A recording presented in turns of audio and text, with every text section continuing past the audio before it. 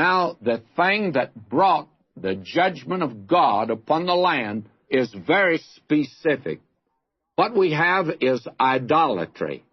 Now, we saw in Habakkuk that God mentioned 5 woes that he was going to bring on the people because of certain sins that they committed. And idolatry was the last one. It was the 5th one, but there were 4 others. Now, Zephaniah narrows it down and puts his hand on idolatry, that is, false religion.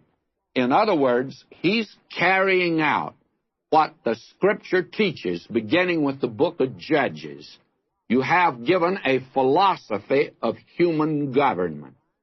And you will find it was true of God's people, and it's been true of every nation. A nation starts to decline when there's first religious apostasy, when there's a turning from the living and true God. And then the second step downward is moral awfulness. And then the third step down is political anarchy. That's the last one.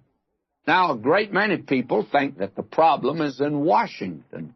I don't think so.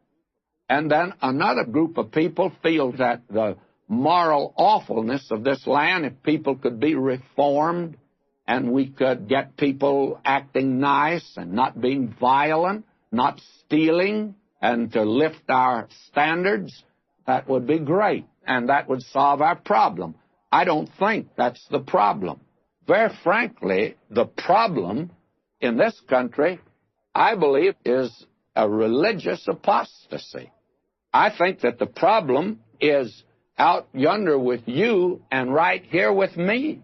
The problem today is that the church has failed to give God's message. Now, I'm talking not about every church or your church, because I know most of you who listen to this program are in good Bible churches.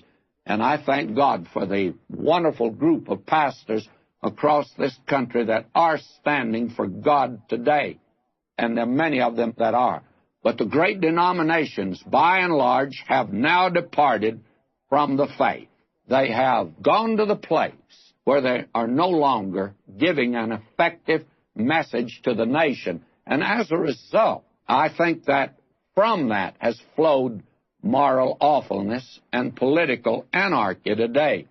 Now, if you think that this is just the wild ravings of a fundamental preacher, you're wrong. I want to read to you an excerpt from an editorial that appeared in the Chicago Tribune of March the 20th, 1968, and it was speaking about the low level of the churches, and that they actually were turning from a spiritual message altogether.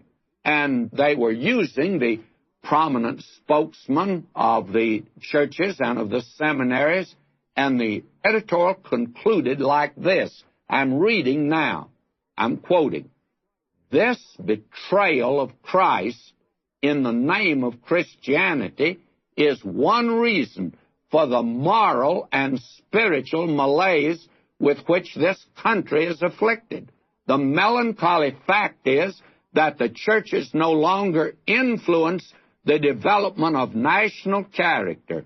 People go to church mainly because of an impulse to participate in a service of worship, not because of any spiritual guidance they expect from the clergyman.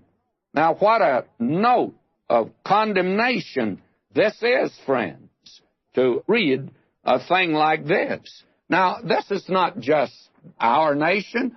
It's been true of every nation. Gibbon gives 5 reasons for the decline and fall of Rome.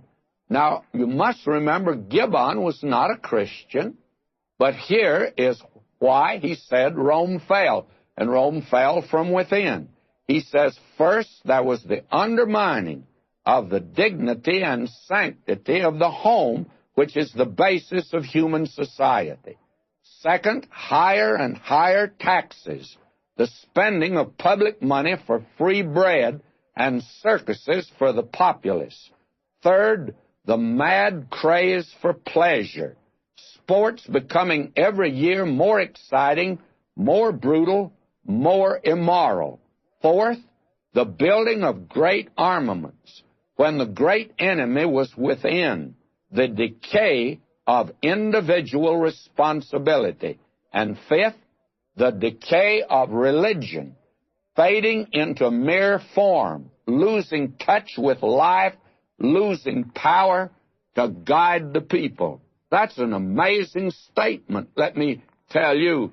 Now, this man, Zephaniah, puts his finger right down on the sore spot in the southern kingdom of Judah.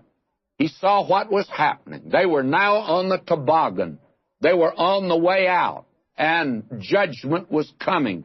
And he mentions here this thing of idolatry. And the idolatry, it's where every great nation has gone off the track. It has been when it has departed from the living and true God, or when it has given up, if it has had great moral principles that's been based on religion and departed from them and gone into an idolatry that's led to gross immorality.